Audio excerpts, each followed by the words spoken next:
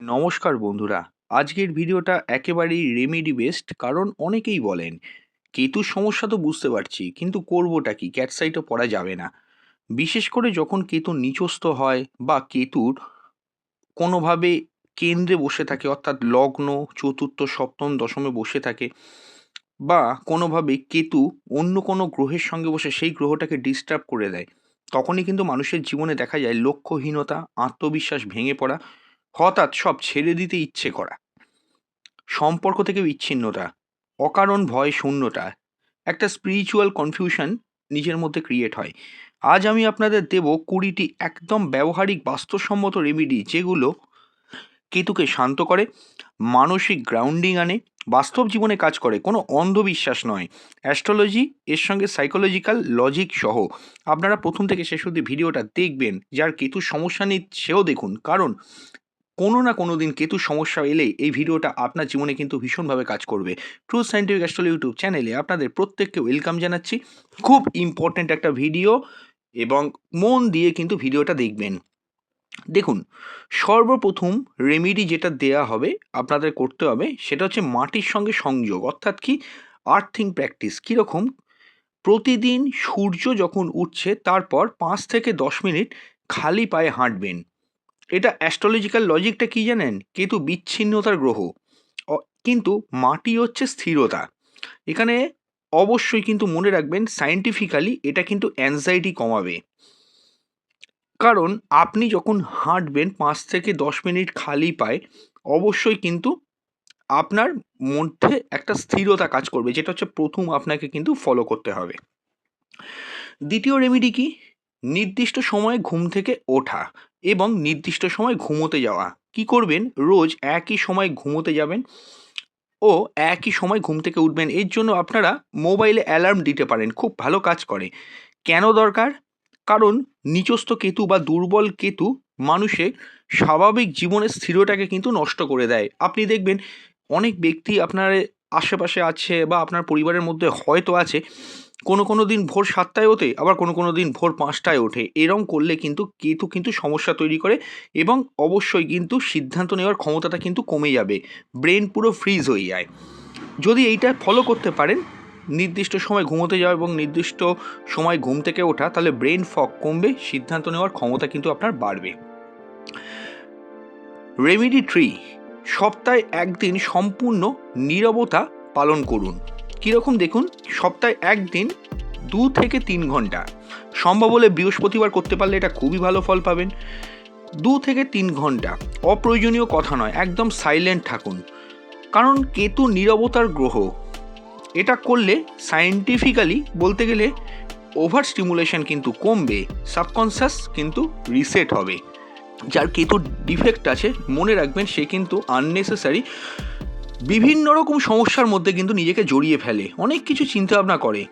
তাই যদি এই জায়গাটা আপনি 2-3 ঘন্টা অপ্রয়োজনীয় কথা বলা বন্ধ করেন, আপনি জানবেন আপনার জীবনে কিন্তু সাবকনসিয়াস মাইন্ড রিসেট হবে এবং ঠিক চিন্তা আপনার মাথায় কিন্তু আসবে। রেমেডি 4, দেখুন, রেমেডি 4 হলো কেতুর যে বীজ মন্ত্র আছে, ওং কেতবে নমঃ।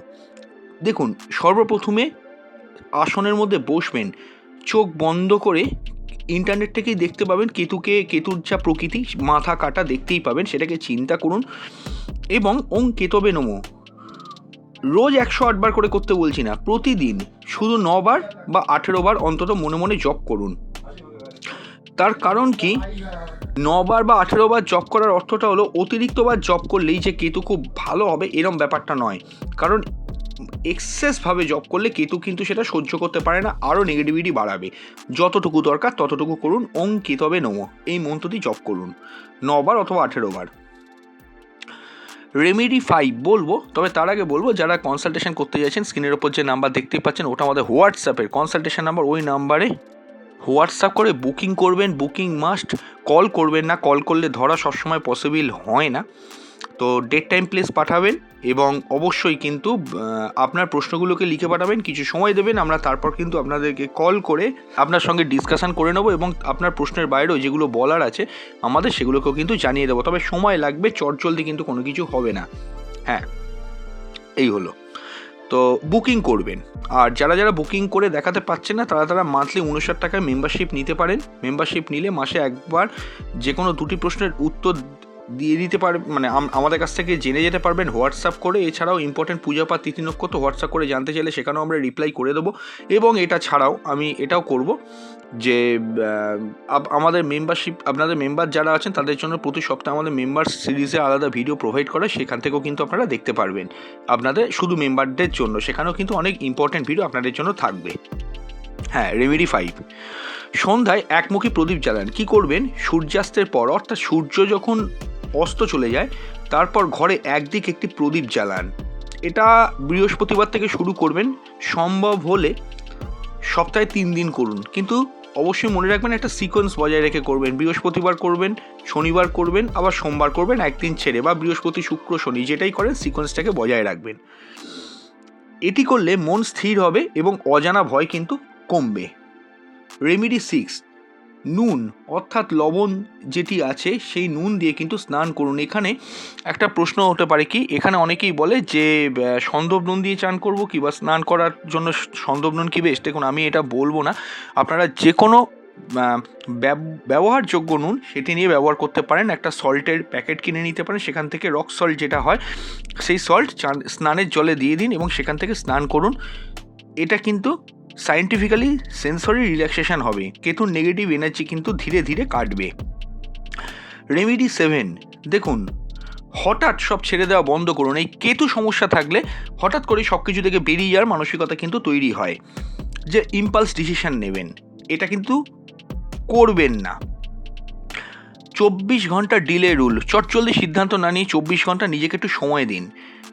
তাতে করে কি হবে, এই 24 ঘন্টার মধ্যে নিজের প্রতি আপনি যে সাবোটেজ করছিলেন, সেলফ সাবোটেজ যেটাকে বলা হয়, যে কেতু যে ডিপ্রেশনগুলোকে নিয়ে আসে আমাদের মধ্যে, সেই জায়গাটা কিন্তু আপনার কমবে। তো এই ডিপ্রেশনগুলো যদি এই নুনের জলে স্নান করেন তাহলে কিন্তু আপনার কমবে। রেমেডি 8, প্রতিদিন দৈনিক একটা 3 লাইনের জার্নাল লিখুন। অর্থাৎ কি লিখবেন? আজকে কি শিখলেন। কারণটা কি, কেতু সাবকনসিয়াস কিন্তু ওভারলোড করে, কিন্তু যদি আপনি লিখতে পারেন তাহলে কিন্তু সেটা রাইটিং ক্ল্যারিটি দেয়, এটা কিন্তু খুব উপকার হয়। প্রত্যেকটা রেমেডি কিন্তু ফলো করার চেষ্টা করবেন, খুব ভালো উপকার পাবেন। আর এখন অবধি সাবস্ক্রাইব না করলে আমাদের চ্যানেলটা কিন্তু সাবস্ক্রাইব করে অল নোটিফিকেশান বেলটি কিন্তু অন করে দেবেন। আচ্ছা, এরপর রেমেডি 9, দেখুন ক্ষমতা অনুযায়ী কুকুরকে কিন্তু খাওয়াবার চেষ্টা করুন। অ্যাস্ট্রোলজিক্যালি কেতু হচ্ছে স্ট্রে এনার্জি, সাইকোলজিক্যালি দেখুন এটি করতে পারলে কম্পেশন গ্রাউন্ডিং কিন্তু আসে, এটা কিন্তু খুব ভালো রেমেডি। রেমেডি 10, অর্থাৎ কি ওভার স্পিরিচুয়াল কন্টেন্ট কমান। দেখুন কি করবেন, এক্সেস ট্যারো ট্রিট করা, এক্সেস রিলস দেখা, হ্যাঁ, অতিরিক্ত মাত্রায় অ্যাস্ট্রোলজির প্রতি ডুবে থাকা, এগুলো কিন্তু কেতুর সমস্যা আরও বাড়িয়ে তোলে। অ্যাস্ট্রোলজি তো লাগবে, আমি এখানে অ্যাস্ট্রোলজার হয়েও বলছি অ্যাস্ট্রোলজি তো দরকার, কিন্তু কেতুর সমস্যা চললে ভ্যারাইটিস ক্ষেত্রেই দেখা যায়, অনেক ক্ষেত্রে এরকম লক্ষ্য করা গেছে, বিভিন্ন অ্যাস্ট্রোলজারদের কাছে মানুষ কিন্তু যেতে থাকে, হ্যাঁ, সমাধানের জন্য। এইটা কিন্তু করবেন না, একটা অ্যাস্ট্রোলজার ধরে থাকুন, তার কথাই শুনে চলার চেষ্টা করুন। রেমেডি 11, অন্ধকার ঘরে বসে থাকা কমান। অর্থাৎ কি দিনে অন্তত 30 মিনিট আলোয় বসুন, সম্ভব হলে সূর্যের আলোয় বসুন, কারণ কেতু কিন্তু অন্ধকার ঘরে থাকতে বাধ্য করে। এটা করলে সায়েন্টিফিক্যালি সেরোটোনিন ব্যালেন্স হয়, সেরোটোনিন যে হরমোন আছে সেই হরমোনটা কিন্তু ব্যালেন্স হবে। রেমেডি 12, শরীর চর্চা করার চেষ্টা করুন। কি করবেন? ওয়াকিং, স্ট্রেচিং, যোগা এইগুলো করতে পারেন, তাহলে কি হবে, এক্সট্রিম মেডিটেশন কিন্তু অ্যাভয়েড হবে এবং ঠিক যতটা দরকার ততটা করলে কিন্তু কেতু পজিটিভ হতে থাকবে। অবশ্যই কিন্তু রেমেডি 13, আমি এখানে বলবো ধূসর ও মাটির যে কালার সেই রঙের জামা কাপড় পরার চেষ্টা করবেন, কারণ আর্থ টোন কেতুকে কিন্তু স্টেবিলাইজ করে। রেমেডি 14, আয়নার সামনে দাঁড়িয়ে কথা বলুন। কি বলবেন? যে আপনি এখানেই আছেন, আপনি পালাচ্ছেন না, কেতু কিন্তু সত্য থেকে পালিয়ে যেতে বাধ্য করে, এটা কিন্তু একটা সমস্যা। এটা করলে সাইকোলজিক্যাল রিপ্রোগ্রামিং হবে। রেমেডি 15, খুব ইম্পর্টেন্ট, একটাই লক্ষ্য বেছে নিন, মাল্টিগোল নয়, আমার অনেক কিছু চাই এরকম ব্যাপারটা না, আমার একটাই, আমার যোগ্যতা অনুযায়ী এই জিনিসটা চাই। আগে নিজের যোগ্যতার জায়গাটাকে জাজ করে নিন। আপনার যোগ্যতা যদি থাকে 50,000 ইনকাম করা, সেটাকে আপনি 5 লাখ কখনোই নিশ্চয়ই ভাববেন না, সেটা বুঝতে হবে।